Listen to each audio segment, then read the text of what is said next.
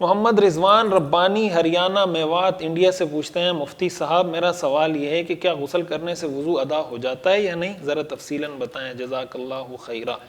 دیکھیں، کسی نے غسل کیا تو وضو تو اس کا ہو جائے گا، اتنی بات تو طے ہے۔ بہتر یہ ہے کہ غسل سے پہلے باقاعدہ وضو کر لیا جائے۔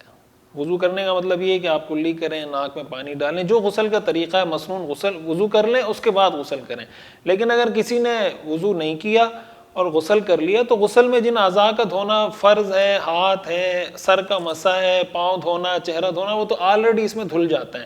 تو اس میں زیادہ سے زیادہ یہ ہوگا کہ نیت شامل نہیں ہے، تو نیت نہ ہونے کی وجہ سے وضو کا ثواب اس کو نہیں ملے گا، وضو اس کا ہو جائے گا۔ اس غسل کے بعد وہ نماز بھی پڑھ سکتا ہے، قرآن کو ہاتھ بھی لگا سکتا ہے، سب کچھ کر سکتا ہے۔ لیکن بہتر یہ ہے کہ پہلے وضو کرے غسل سے پہلے، اور پھر اس کے بعد غسل کرے۔ لیکن اگر کسی نے صرف غسل کیا تو اس کا وضو بہرحال ہو جائے گا، اور غسل کے بعد پھر وضو نہیں کرنا چاہیے، اس لیے کہ جب آپ نے غسل کر لیا تو آپ کا وضو ہو گیا۔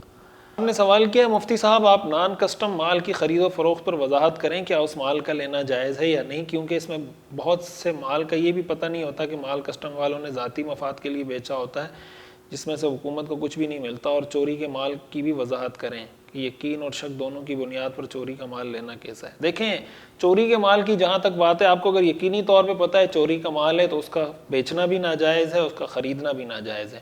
اور اگر آپ کو شک ہے تو شک میں آپ کو دیکھنا پڑے گا کہ شک آپ کس درجے کا ہے۔ یعنی بعض اوقات شک اس طرح ہوتا ہے کہ آپ کو 70% لگتا ہے کہ یہ چوری کا ہے، 20% 10% آپ کہتے ہیں یار ہو سکتا ہے نہ ہو۔ تو اگر آپ کو زیادہ یہی لگ رہا ہے 60 70 80% کی چوری کا، پھر بھی لینا جائز نہیں۔ اور اگر شک آپ کو بلا وجہ ہو رہا ہے، کوئی آپ کے پاس اس کی کوئی دلیل، کوئی ریزن، کوئی لاجک، کوئی آپ کو پتہ نہیں ہے، ویسے ہی آپ کو ایک وسوسہ ہو رہا ہے، تو پھر اس میں آپ اس کو خرید سکتے ہیں۔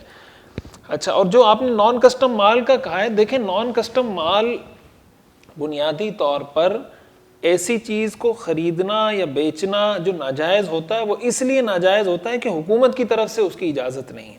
اس کا یہ مطلب نہیں ہوتا کہ اس سے آپ کو جو انکم ملی ہے وہ انکم حرام ہو جائے گی، یہ جو آپ نے عمل کیا ہے وہ ناجائز ہوگا۔